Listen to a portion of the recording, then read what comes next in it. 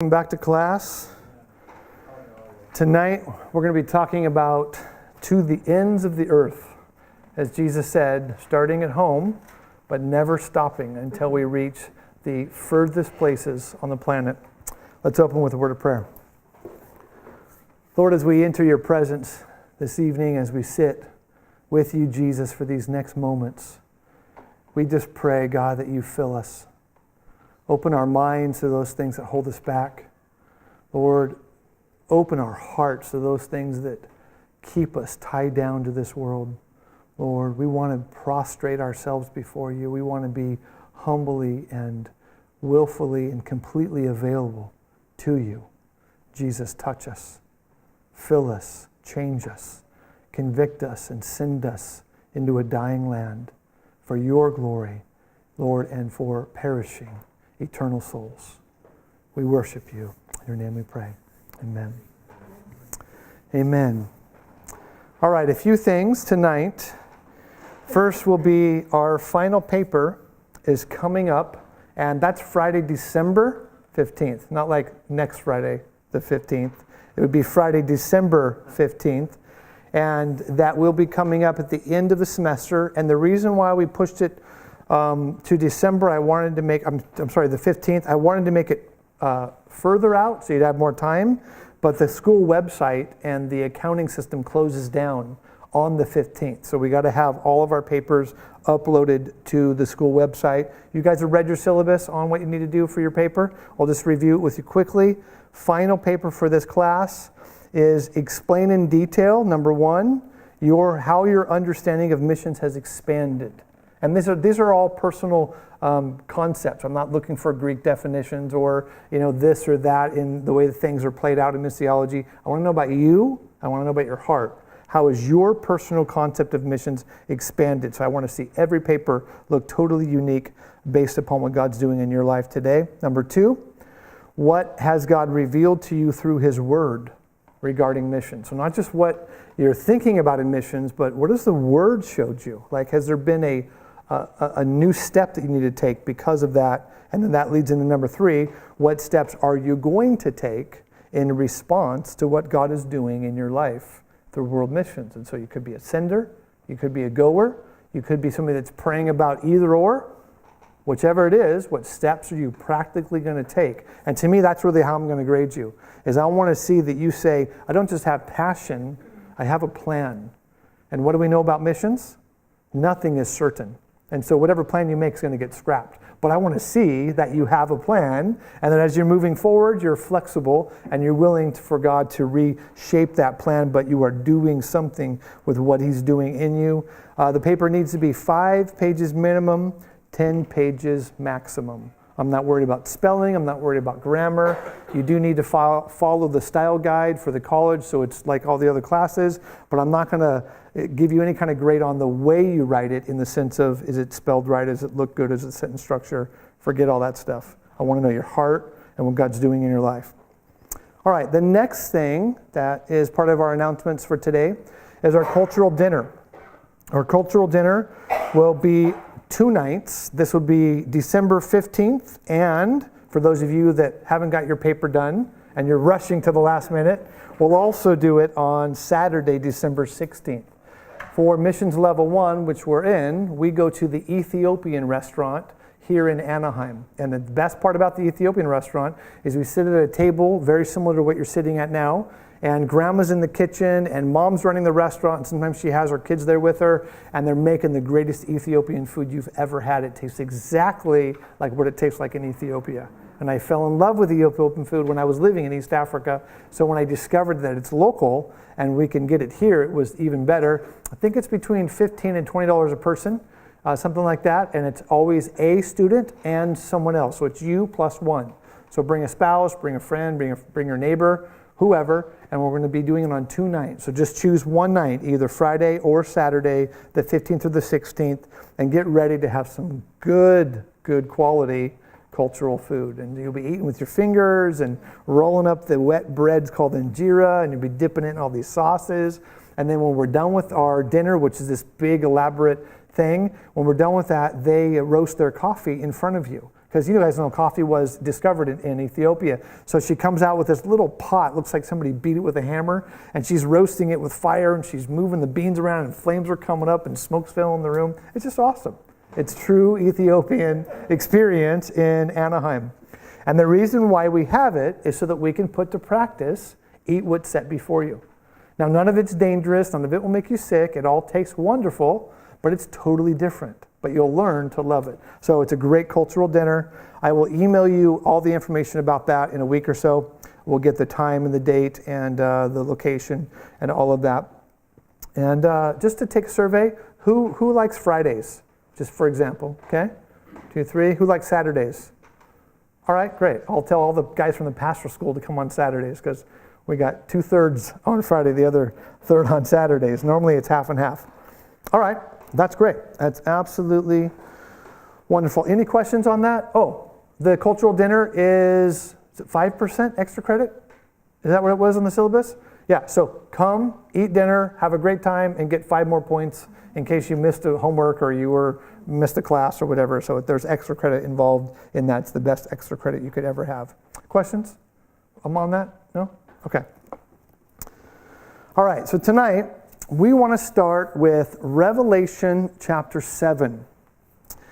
There comes a time in the life of every missionary where they look at the size and the vast need of world missions. We've talked about it already in the class that over 3 billion people today are without the gospel. Over 1 billion of them without access in any way to even hearing the gospel. And when you consider numbers of that size, you can become totally overwhelmed.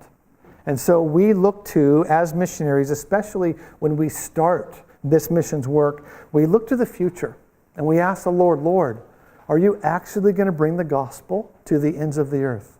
Are you going to take your word to every tribe, to every tongue, to every people group on the planet? And so in Revelation chapter 7, John is there in the future. And he's, in a sense, like sitting on top of the hill or at the back of the building or however this is going to play out. And he's looking over this massive crowd. And he sees all these people. And he begins to explain to us what heaven is going to look like in the future time. And so Revelation 7, verse 9, John says, "After this I looked, and behold, a great multitude that no one could number, from every nation, every tribe, every people, and every language." You see what John just did? He talked about, remember we talked about nations being ethnicities, right? So he said from every people group, from every tribe, from every small group within that people group, from every language, from anybody that's ever lived on this earth that called themselves unique, that spoke a unique language, that had a unique belief system, someone, we don't know how many, what percentage, but someone from every tribe will be standing before the throne, and I'm going to continue here in Revelation, and before the Lamb, clothed in white, with palm branches in their hands, crying out with a loud voice, "Salvation belongs to our God who sits on the throne and to the Lamb." It's very possible with warfare and self-doubt for us to say, "Lord, you've spoken to me about those people." We've talked about it in detail, those people in that group, that unique tribe on that mountainside, or those people in the back of that Muslim village and that Muslim community in Afghanistan. Lord, you've talked to me about them, but I don't think it's possible for them to get saved. That's what the enemy wants to tell you. And that's what you'll convince yourself with as God's calling you into ministry.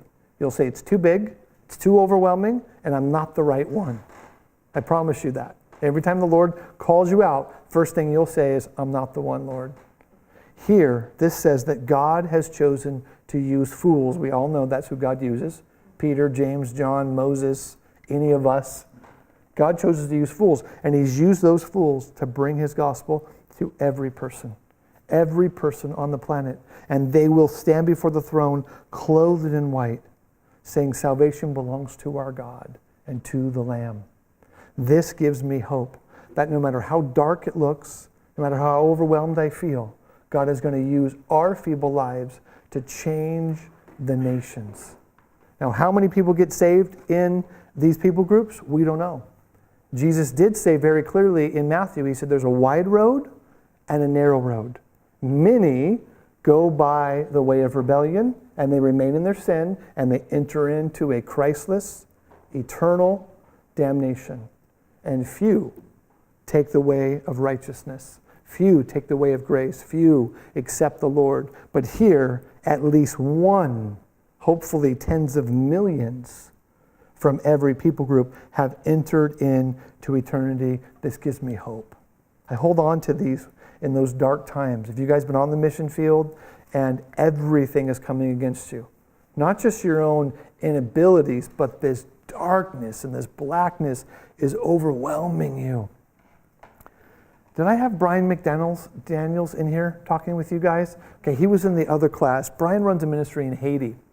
And he talked about being in Haiti, and every time he puts a group of pastors in this one guest room, they wake up in the middle of the night because there's a girl in the room talking to them in Creole, in another language. She's not there, it's a demon.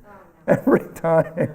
Every time. And Mike, one of our other guest speakers in level 3, said, yeah, last time I went to Haiti, this was on a different night. Brian told us about it. And then Mike said on a different night, I was there with the other pastor. These are guys that are part of my home church. And they said, yeah, there was this girl. And she was just talk. And we're like, you need to stop talking. And she wouldn't stop talking. So we put earplugs in and went to bed. I mean, we're talking about darkness, warfare, intensity. I'll be in places where I'll be so far from home, by mileage from where I'm supposed to be, and it's so dark around me, and I feel horrible because I ate something bad or whatever it is. So it's physical, it's spiritual, it's mental, and it's just crashing down. And the Lord says, it's okay. I have you right where I want you. I've placed you in that place, and you need to be faithful to preach the gospel to the ends of the earth, because every tribe will hear. And then we sit back with this future knowledge in mind, and we say, I have the privilege and the opportunity to be the voice of God to those that are slipping into eternal hell without a chance of being saved. Lord, give me the tenacity to do it. Give me the ability to push through all of that by your strength, of course. I want to make a commitment to serve you, Lord. So that's our introduction for today. Let me do a review with you to catch us up to what we talked about last week. Last week I told you my story, and I talked about foolish people that God uses, and I showed you a photo of my house and the American dream and how we had a chance to bow down and worship 2x4s and worship carpet and worship, a car. But instead the Lord's like, it's just passing away. It's fading away. It's passing away. God blessed me with it, and as he was blessing me with it, he was asking me to give it back to him, give it up, in a sense like Abraham and Isaac. Now, a house is not a son. I'm not going to make that strong of a parallel. But it was the same thing. As I'm giving you a blessing, and the Lord's saying, give it back to me. And then I'll give it back to you. And this time it won't own you.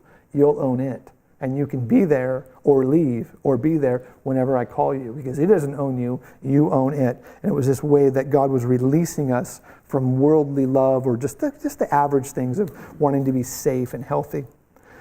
Seeing pictures like this of a child being stalked by a vulture because the child's about to die and the vulture's about to eat the child, and to not turn my head aside or close my eyes or switch off the TV when I see this stuff, but to say, Lord, that child is no different than me. What would I want? What would my kids need? How can that child be any less? Lord, give me the ability to touch those people. And then the Lord showed us the war zone, and he sent us to this place, and we thought, how are we going to affect people that have been living in war for all these years, seen their families massacred?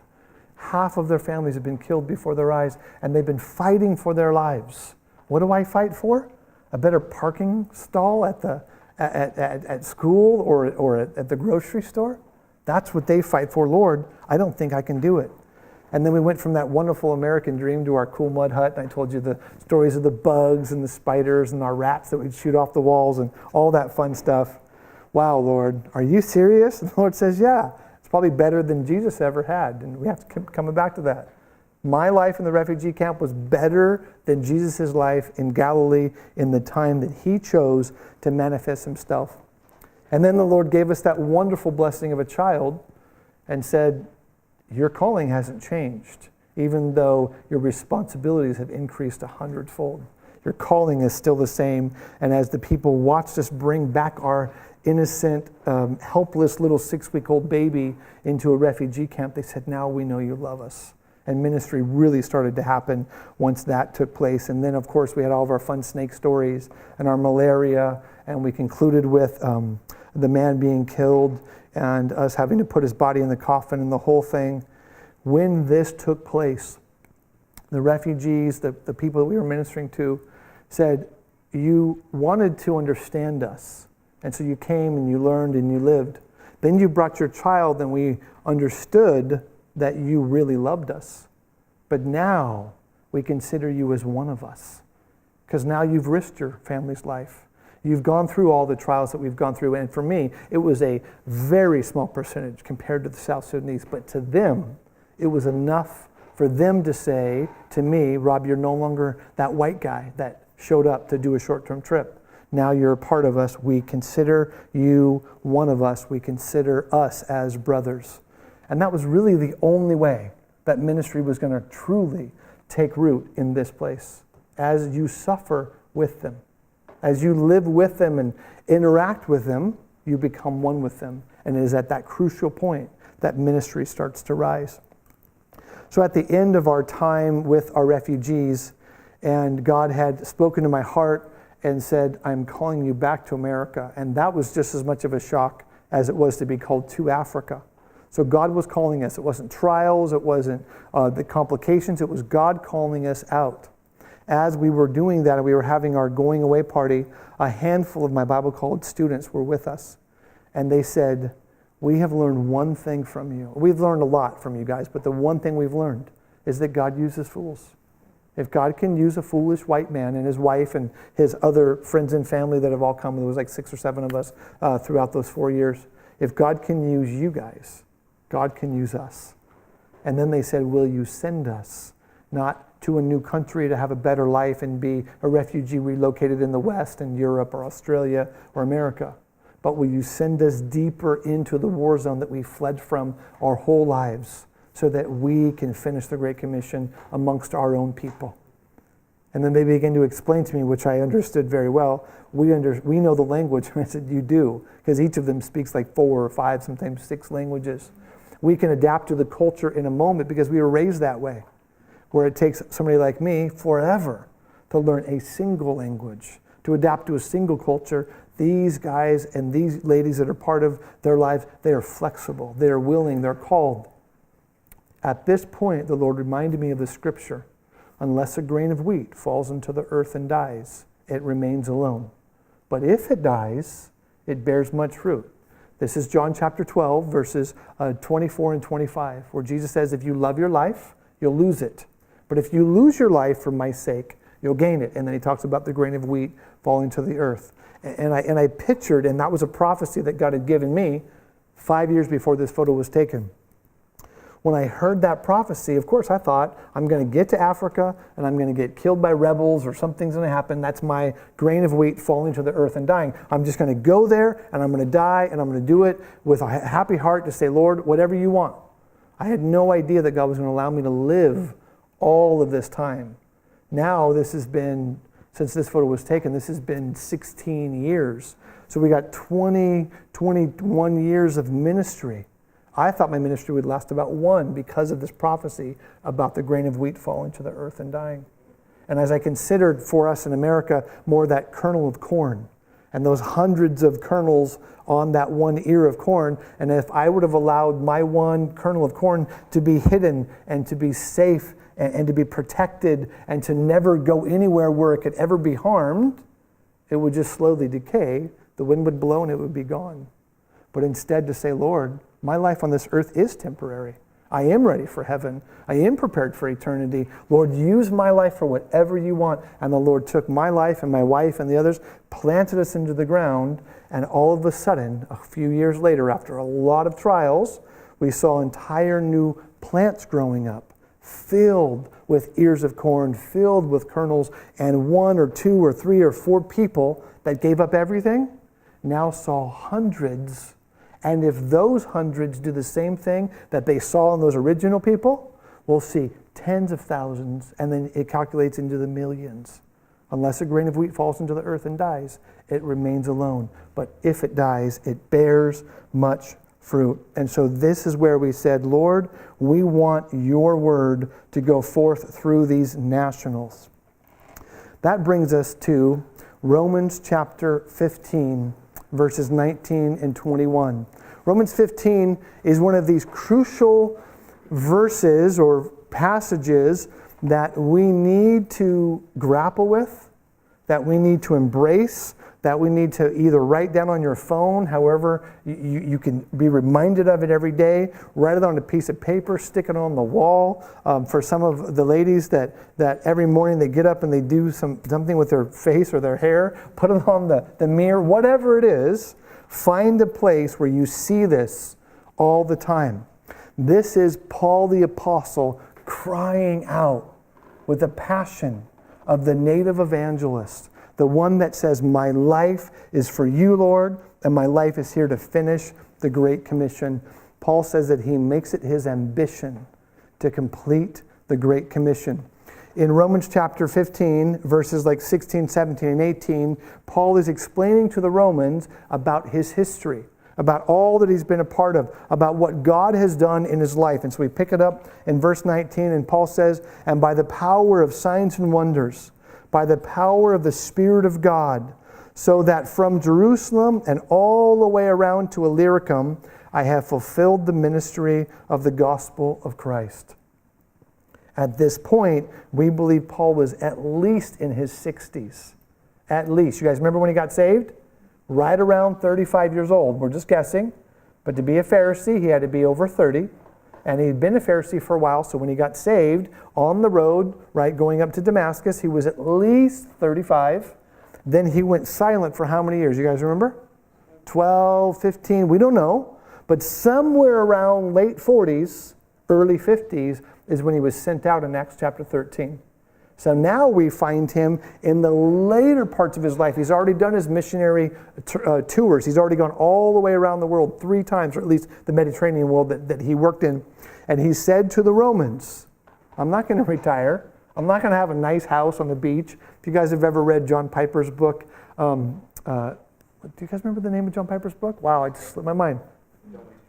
Don't Waste Your Life. Excellent, thank you. Piper wrote this book, Don't Waste Your Life, and in it he talks about getting these flyers from Christian ministries that say, John, you're a pastor and you're reaching a certain age and we can send you to Florida and you can have a beautiful house right there on the Gulf and you can collect seashells all day long.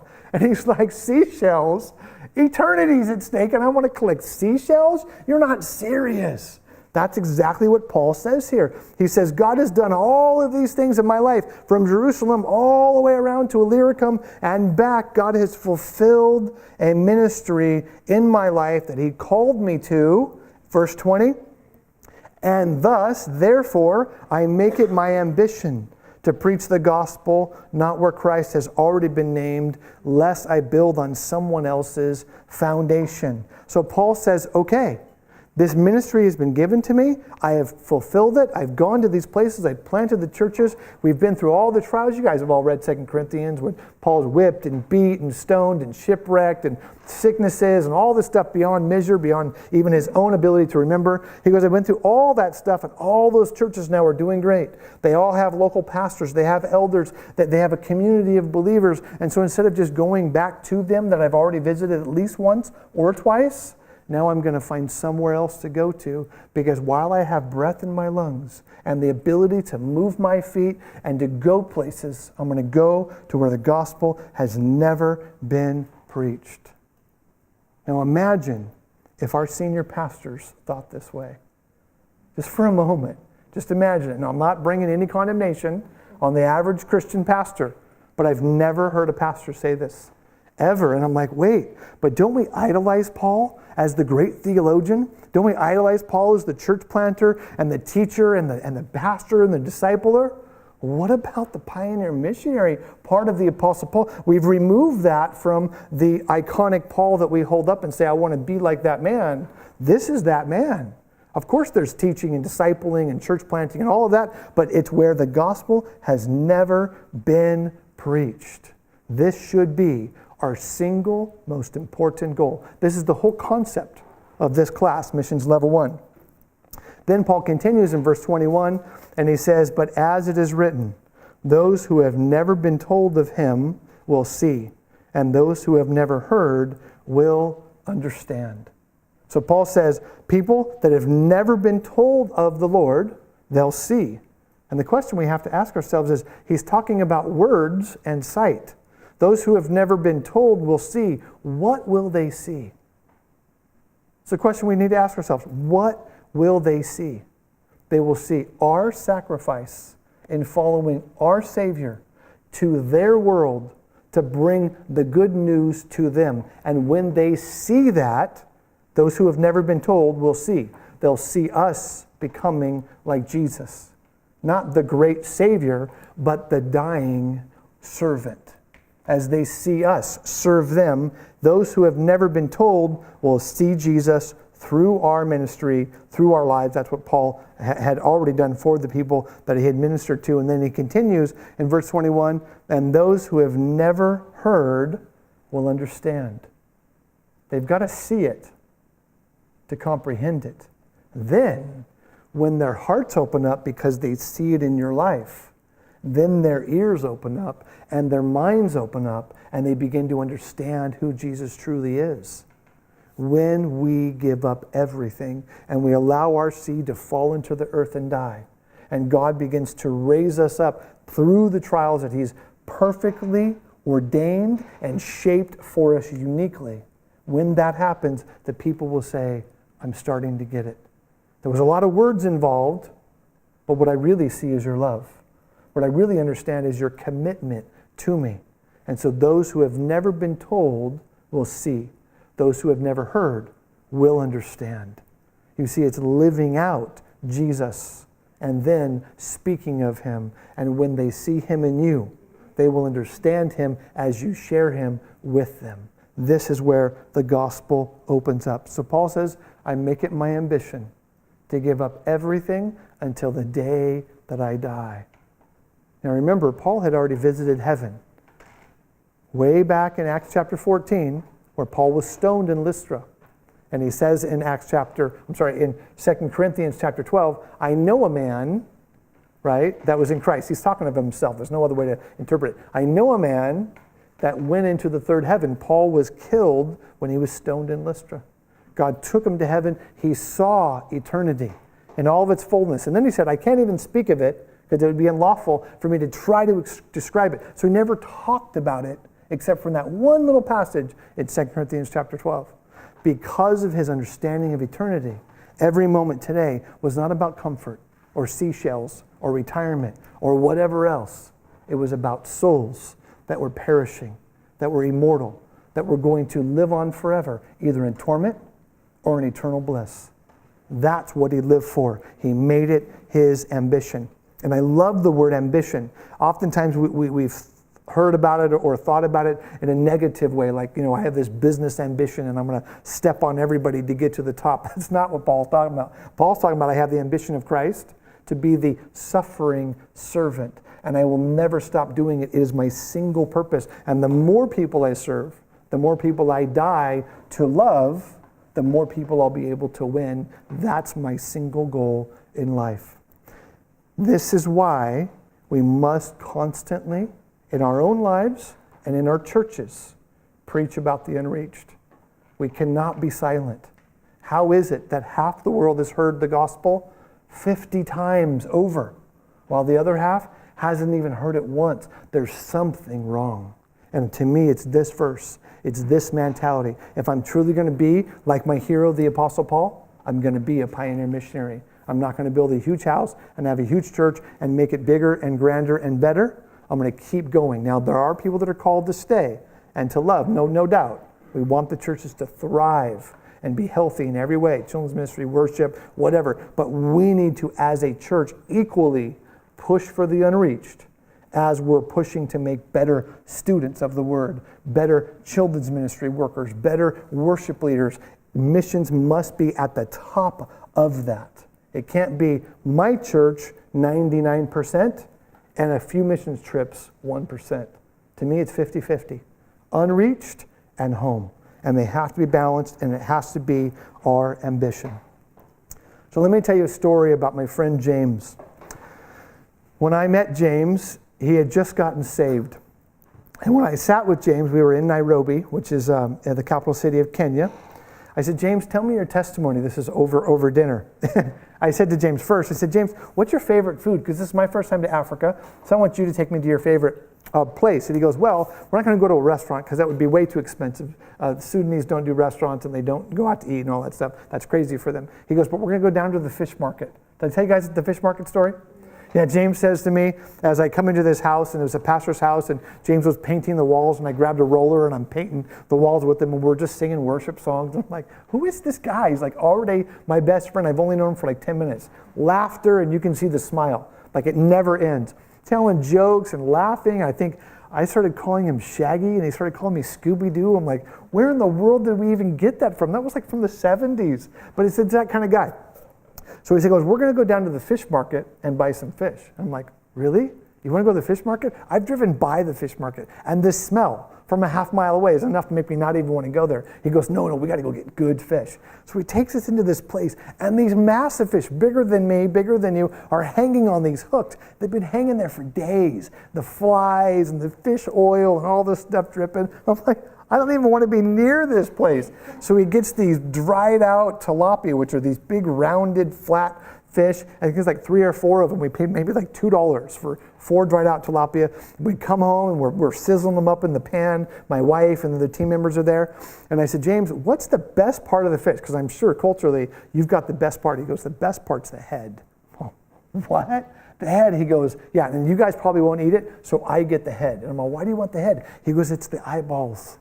Once you cut off the head, I'm like, there's not even any meat on the head. Yeah, he goes, yeah, but when you're the guest and you're special, the head is what you want. And so because this is the first time I've had fish in a long time, I'm going to get the head. I'm like, bro, you can have the head all day long. You have all 4 heads from all these fish. And he's eating eyeballs, and we're just laughing and talking and joking. That's who James is. So I said, James, tell me your testimony. And he said, well, 4 years earlier, almost 5 years earlier, he goes, I was with my family, and the war broke out. And I went up north from South Sudan into North Sudan, and I lived there for quite a long time. And I was addicted to alcohol, and I took these local drugs. And he goes, one of the last things I did in that town of Khartoum, which is the capital of North Sudan, before I fled into Ethiopia, he goes, I got so drunk, and I was like hitting on a girl or something, and her brothers got angry. They came out with chains, and they almost beat me to death in the alley. And I'm like, wow, dude, are you serious? And he goes, yeah. Then we got jobs so we could flee from there, and the war was getting really intense, and we're black, and they're Arab, and so we had to escape so we weren't going to get persecuted. And as we made our way down towards the border, working as migrant farm workers and picking and planting and whatever, we made our way to the border, and then we got a one-day pass across the border to work in another field on the other side. Once we were done with that, we snuck out in the middle of the night, and we walked out into the Ethiopian desert. He goes, and then we spent the next 6 months walking across the desert, almost starving to death and dying of thirst. And I'm like, well, what was it like? He goes, well, we got to a point where we all had little tin cans, and we would urinate in the cans and then give our urine to somebody else, and then we would drink each other's urine just to stay alive. This was survival. Then he goes, then we finally got to like a certain place, and then the UN had to move us, and then we were in another place, and this has taken like 6 months, a year, and as the UN moved us, we got to another area where there was no food, and there was nowhere for anybody to eat, and something happened, and we couldn't get any more UN relief, and so we were down by a riverbed, and my friend noticed that these birds, like pigeons or doves or whatever, would come flying in the night, and then they would go into the riverbed and try to get a little bit of water out of the stream, and then they would fly away. And my friend and I got together and said, we're going to starve to death unless we can catch those birds.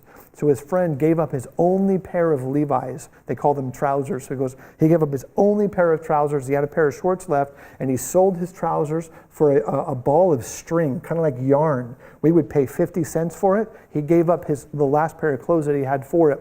And he goes, and then we went down and we made these little snares, and we would stick a long stick into the sand, and we would make a snare, and we would hide it in the sand, so as the birds would land, it would catch their feet, and then they couldn't fly away.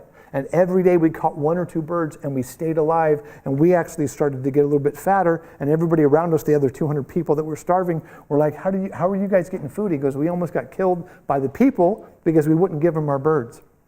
After that, he finally makes it to the capital city of Ethiopia, which is called Addis Ababa.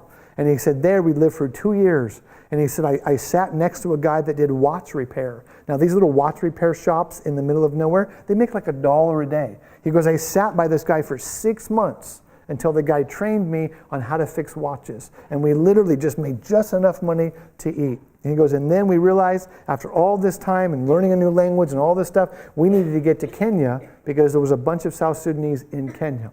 4 years goes by as he's going around through this refugee, walking through the desert, this whole thing. He said his final job was as a gold digger, and the Arabs would dig these huge holes in the ground. He said they were like 3 feet by 3 feet, and they would lower you down like 30 or 40 feet into the earth. It was so dark, he said, you would sit there with the pick, and you would pick, and the dirt would fall into your hand. You didn't have a light, you didn't have oxygen, nothing, just the little bit of light that you could see above you. And for hours every day, you would chip away, and the dirt would come down, and you would do this until you got something that felt like it was solid, like a rock, and then you would put it in like a little pouch or some kind of a thing, and then you would go up, they would lift you up on a rope after so many hours, and you would pour it out, and it could be all rocks, or it could be gold. But it was just enough to make it through the day. He goes, we almost went insane in these black holes all day long.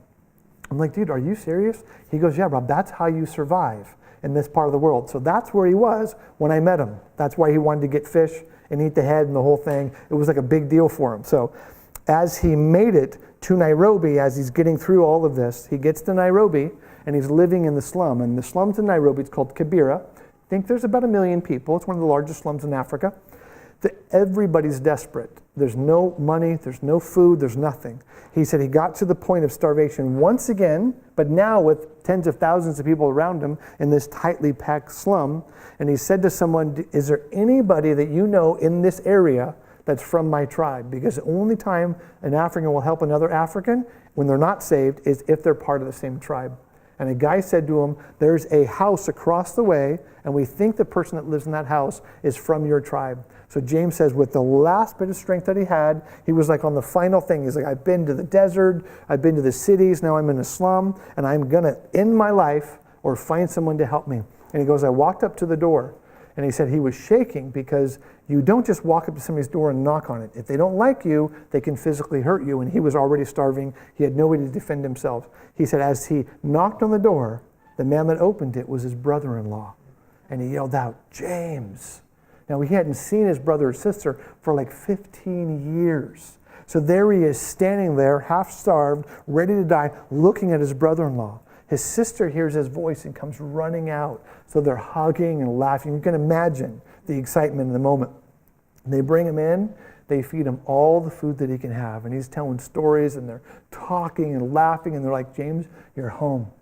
At the end of the evening of eating and whatever, they brought him out to a little, kind of like a closet in America, a 6x6 room with a small little 4-inch foam mattress on the ground. And his brother-in-law says, James, you will never have to worry about food.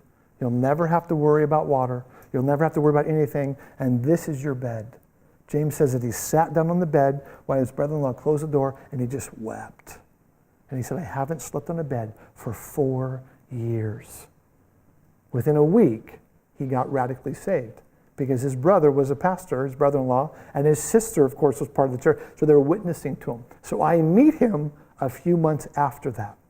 He joins our ministry, becomes a part of our refugee camp, is involved in everything that we're doing. I actually hired him because he was the only South Sudanese I knew that had a driver's license. And I said, I need somebody to come help me drive and deliver things and help the medical clinic and do all this stuff. So James and myself are truly two people. One's got dark skin, one's got light skin. He was just like me. I don't have a testimony of walking through the desert, of course, but the drugs and the rebellion and all that stuff, we were exactly the same, in the exact same place. And when we started our Bible college, we said, James, God has a calling on your life. And he goes, God's never going to use me. We said, no, James, God is going to radically use you. By the end of that Bible college, he became our best student.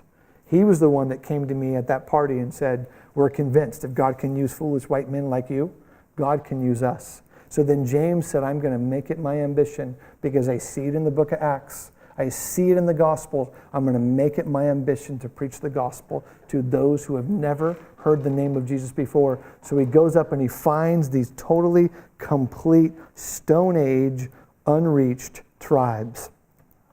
Now let me play for you a video of what our national missionaries do and what life looks like for the nationals. And then when we're done with the video, I'm going to tell you their stories. So watch this video. It kind of sets the stage of what it's like to be a national missionary.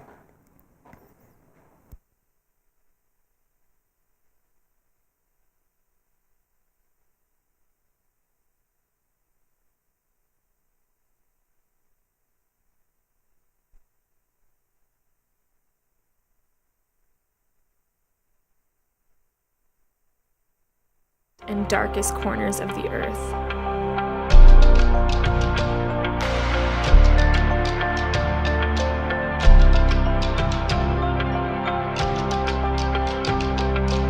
Ends of the Earth Ministries works amongst some of our world's most unreached people groups. We exist to share the good news of Jesus Christ with those who have never had the chance to hear his name. Our mission is to bring eternal hope in the midst of great suffering, to reach out to the most remote people on the planet, to show them that they are not forgotten.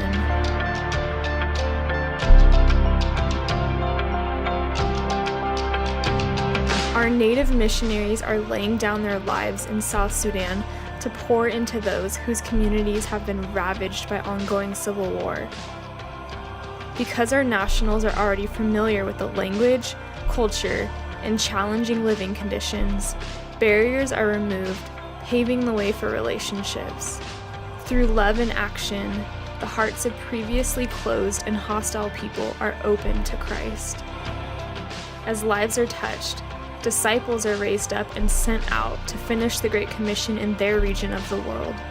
Churches are planted, and spiritual and physical care is ministered throughout the community. Through education, Jesus is raising up a new generation of empowered believers.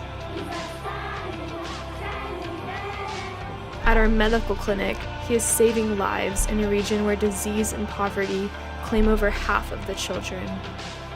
His Spirit is transforming hearts and rebuilding communities. Through simple, tangible love, bridges are being built for the gospel to go forth, and hope is restored.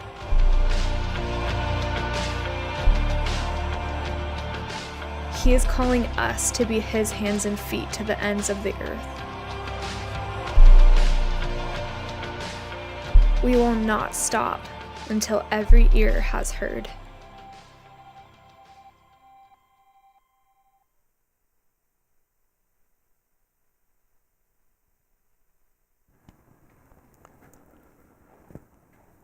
So that's just a glimpse of what our missionaries are involved in every day.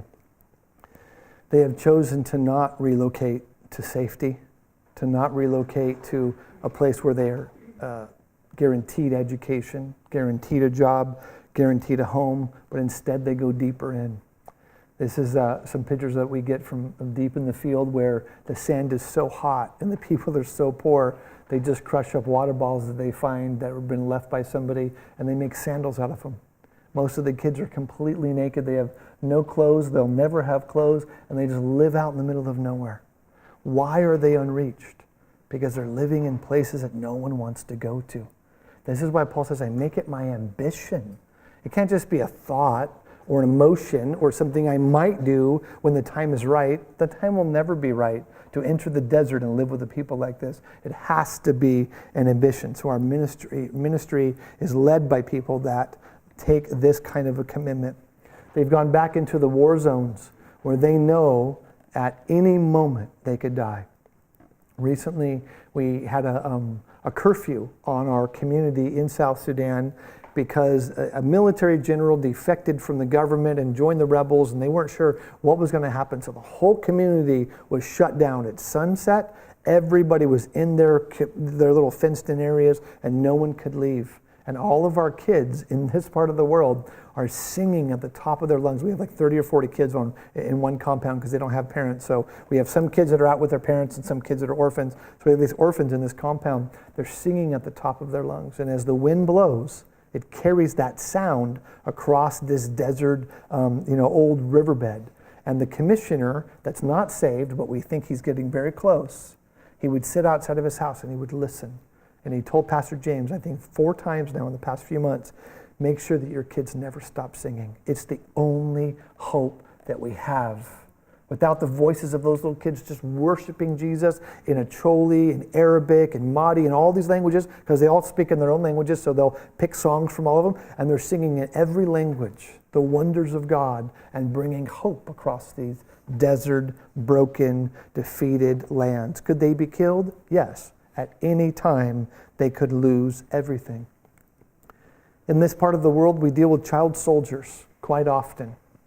Recently, a military commander named David Yao Yao brought in 9,000 child soldiers from his community. They're a completely unreached tribe.